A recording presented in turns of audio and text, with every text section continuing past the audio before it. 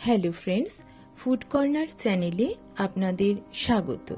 চলে এসেছি আরও একটা নতুন রেসিপি নিয়ে। শীতকাল প্রায় চলে যাবার পথে, তাই শীতের কিছু সবজি দিয়ে অতি সহজেই আমি আজকে বানিয়ে দেখাবো ভেজিটেবল চপ, যা দেখতে তো অত্যন্ত লোভনীয় এবং খেতেও কিন্তু হয় খুবই সুস্বাদু। এই ভেজিটেবল চপ বানানোর জন্য প্রথমেই আমি যে উপকরণগুলো নেব সেগুলো হলো দুটো মিডিয়াম সাইজের পেঁয়াজ আমি ভালোভাবে কেটে নিয়ে চৌকো চৌকো করে কেটে নেব, এক টুকরো আদা আমি কুচি কুচি করে কেটে নেব, 5 থেকে 6 কোয়া রসুন কুচি কুচি করে কেটে নেব। উপকরণগুলো আরেকবার দেখে নেব। পেঁয়াজ কুচি, রসুন কুচি, আদা কুচি এবং লঙ্কা। মেন সবজিগুলো বিটরুট, গাজর এবং আলু। প্রথমে বিটরুটগুলো আমি ভালো করে ধুয়ে নিয়ে পিল করে নেব। আলুগুলো ভালো করে ধুয়ে আমি পিল করে নিয়েছি এবং গোল গোল চাকা চাকা করে কেটে নিয়েছি। গাজর আমি ভালোভাবে পিল করে নিয়েছি। সমস্ত সবজিগুলো পিল করা হয়ে গেলে ভালো করে জল দিয়ে ধুয়ে নিয়েছি। এবার একটা গ্রেটারের সাহায্যে বিটরুটটা আমি ভালোভাবে গ্রেট করে নেব। দেখুন কত সুন্দরভাবে বিটরুটটা গ্রেট করা হয়ে গিয়েছে। একই রকম ভাবে আমি গাজরগুলো একটা গ্রেটারের সাহায্যে গ্রেট করে নেব। এবারে গ্রেট করা গাজর এবং গ্রেট করা বিটরুট আমি একটা প্লেটের মধ্যে ঢেলে নেব। আর নিয়েছি পিনাট, কিছুটা আমি হালকাভাবে ভেজে নিয়েছি, এবং নারকেল কুচি। এবার একটা ফ্রাইং প্যানের মধ্যে 1 টেবিলস্পুন গোটা জিরে, একটা তেজপাতা এবং শুকনো লঙ্কা আমি কিছুক্ষণ গরম করে নিয়েছি এবং মিক্সিতে সেই ভাজা মশলার একটা পেস্ট বানিয়ে নিয়েছি। আর নিয়েছি লবণ এবং কিশমিশ। এখানে কিশমিশ আমি ভালোভাবে ধুয়ে ছোট ছোট করে কুচি করে কেটে নিয়েছি। নারকেলও আমি কুচি কুচি করে কেটে নিয়েছি। একটা ফ্রাইং প্যানের মধ্যে সাদা তেল দিয়ে, তেল গরম হলে তার মধ্যে পেঁয়াজ কুচিগুলো দিয়ে হালকাভাবে ভেজে নেব। তার মধ্যে রসুন কুচিগুলো দিয়ে দেব এবং আদা কুচিগুলো দিয়ে ভালোভাবে ব্রাউন করে ফ্রাই করে নেব।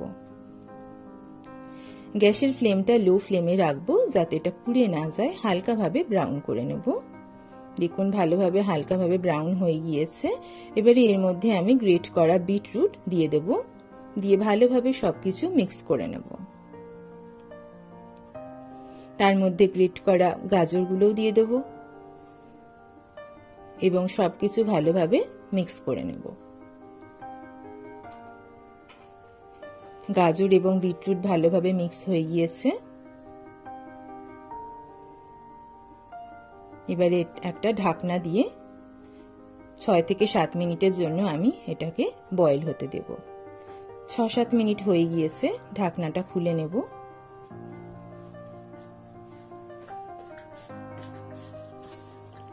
দেখুন কত সুন্দরভাবে সবকিছু মিক্স হয়ে গিয়েছে। এবার সামান্য সল্ট ওর মধ্যে অ্যাড করব, আবার সবকিছু ভালোভাবে মিক্স করে নেব।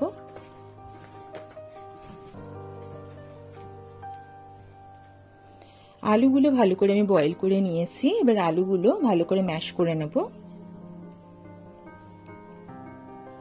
আলু ম্যাশ করা হয়ে গিয়েছে।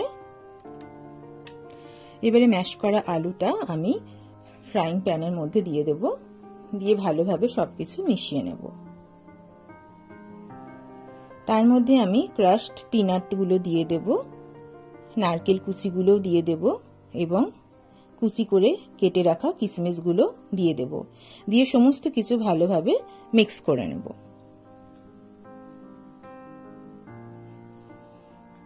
ভালোভাবে সবকিছু মিক্স করা হয়ে গিয়েছে। এবারে সেই ভাজা মশলাটা, গুঁড়ো মশলাটা আমি ভালোভাবে উপর থেকে ছড়িয়ে দেব এবং সবকিছু ভালোভাবে মিক্স করে নেব। রেডি হয়ে গিয়েছে চপের জন্য পুর। এবার একটা প্লেটের মধ্যে ঢেলে নেব। দেখুন চপের পুর একেবারে রেডি। এটাকে একটু ঠান্ডা হতে দেব। চপের পুর ঠান্ডা হয়ে গেলে আমি পুরগুলো একটা ওভাল শেপ বানাবো। আপনারা চাইলে গোল অথবা টিকিয়ার মতন শেপও বানাতে পারেন, কিন্তু আমি এখানে ওভাল শেপেরই চপের পুরগুলো বানাচ্ছি। এইভাবে আমার একটা পুর বানানো হয়ে গিয়েছে এবং বাকি পুরগুলো একই রকম ভাবে বানিয়ে নেব। দেখুন চপের জন্য পুর একেবারে রেডি হয়ে গিয়েছে। এবারে কিছুটা কর্নফ্লাওয়ার নিয়ে তার মধ্যে জল অ্যাড করে আমি একটা ব্যাটার তৈরি করে নেব। নিয়েছি ব্রেড ক্রাম্প। এবারে চপের পুরগুলো কোটিং করব। তার জন্য প্রথমে কর্নফ্লাওয়ারে ডুবিয়ে তারপরে আমি ব্রেড ক্রাম্পের মধ্যে কোটিং করার জন্য ডুবিয়ে আর একবার কর্নফ্লাওয়ারের মধ্যে ডোবাবো। তারপরে আমি আবার ব্রেড ক্রাম্পের মধ্যে কোটিং করব। আমি এখানে দুবার কোটিং করছি, আপনারা 3বারও করতে পারেন। দেখুন কত সুন্দরভাবে কোটিংটা হয়ে গিয়েছে। এবার একটা প্লেটের মধ্যে রেখে দেব। একই রকম ভাবে বাকি চপগুলো কোটিং করে নেব।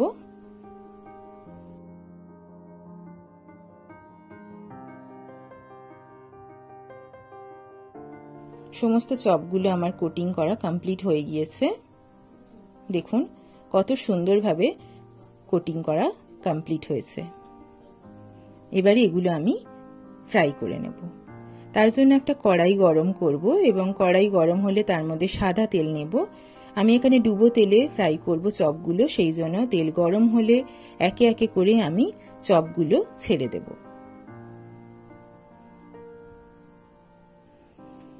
চপ ফ্রাই করার সময় একটা কথা মাথায় রাখতে হবে যে ফ্লেমটা যেন মিডিয়াম ফ্লেমে হয়, কারণ খুব বেশি জোর হলে চপগুলো পুড়ে যাওয়ার সম্ভাবনা থাকে। আমি একসাথে 3-4টে চপ ফ্রাই করছি, আপনারা চাইলে একটা একটা করেও করতে পারেন।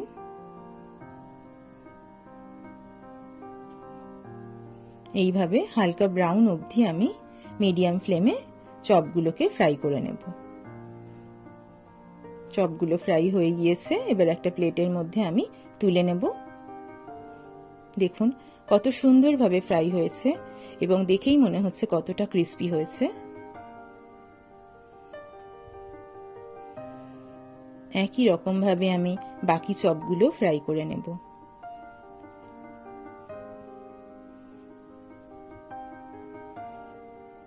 সমস্ত চপগুলো আমার ফ্রাই হয়ে গিয়েছে, গোল্ডেন ব্রাউন করে আমি ফ্রাই করে নিয়েছি।